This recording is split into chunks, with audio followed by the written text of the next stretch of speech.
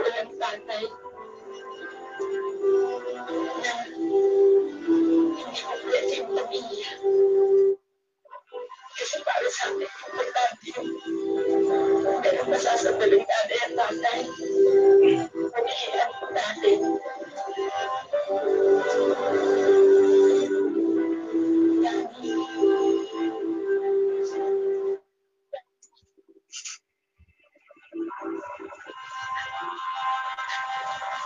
Ay, ulat ba sa akin?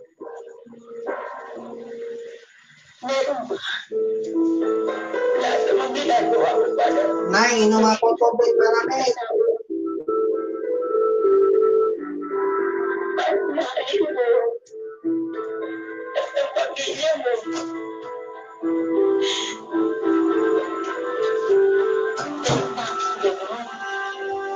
Parang palating kulang.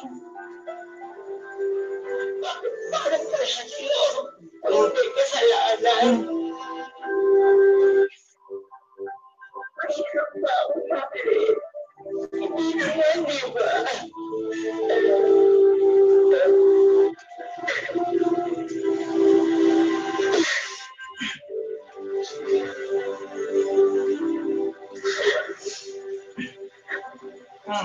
Kahit na napakasakit, pinili ni Teresa na muling magpatawad at magtiis para masigurong hindi mararanasan ng mga magiging anak nila ni Danny ang magkaroon ng isang broken family.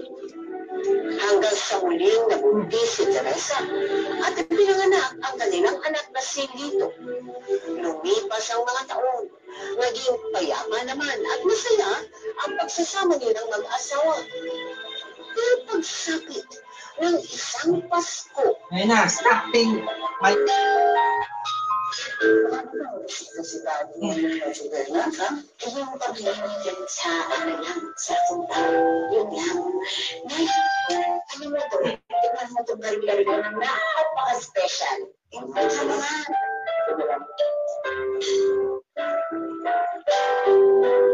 Ano yun? Ako, hindi naman lalo kayo sa insidahan, kaya ako na rin ba sa dahil? Yun mo. Wala, tatawagin ko niya anak ko. Ako ka na lang ako sa labas. Ako patawagin ko. Iwan niya na likod. Tita! Tita! Na! Ay, Dina. Ay!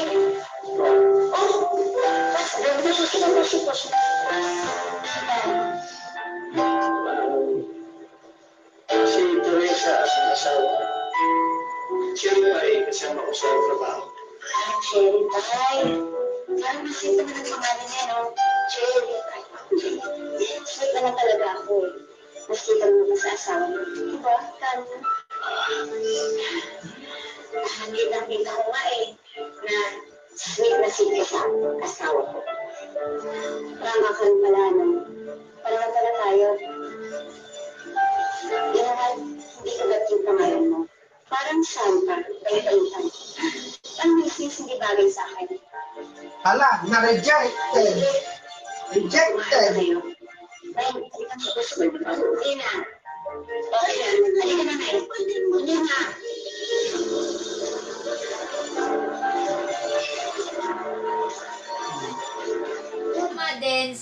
Dance with my dance. Hi guys! Mga ka-MPK, mag-subscribe na sa Magpakailanman YouTube channel, Magpakailanman Entertainment, i-like sa Facebook page, Magpakailanman Entertainment,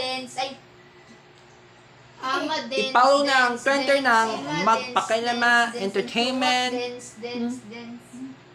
at mga social media accounts. Maraming salamat mga ka-MPK!